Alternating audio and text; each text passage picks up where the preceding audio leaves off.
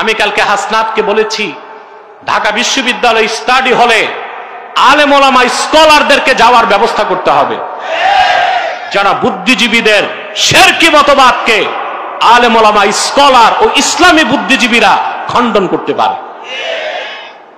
কথা বলেন। এবং একই পরামর্শ আমি ছাত্র শিবিরের কেন্দ্রীয় সভাপতি জাহিদুল ইসলামকেও দিয়েছি। দেখেন ভাই, ঢাকা বিশ্ববিদ্যালয়ে পচন ধরছে, মাথায় পচন ধরলে রুগী আর বাঁচে না। পচন ধরছে ঢাকা বিশ্ববিদ্যালয়ে। ওখানে কিছু বুদ্ধিজীবী মোসাদের এজেন্ট, কিছু রয়ের এজেন্ট, কিছু সিআইএর এজেন্ট।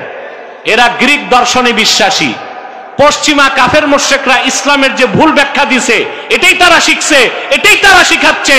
তাইলে আপনি 3.5 লক্ষ মসজিদ আর 10,000 মাদ্রাসা, লাখো খানকা দিয়ে কি হবে? রাষ্ট্র তো 18 কোটি মানুষ আর পীরেরা চালায় না, রাষ্ট্র চালায় মাত্র 3,000 মানুষ, আর ডিপ স্টেটকে কন্ট্রোল করে মাত্র 1500 মানুষ। ওই একটা মানুষ কোরআনপন্থী নয়, সব নাস্তিক, কাফের, বেঈমান, পশ্চিমাদের দালাল ছাড়া আর কিছু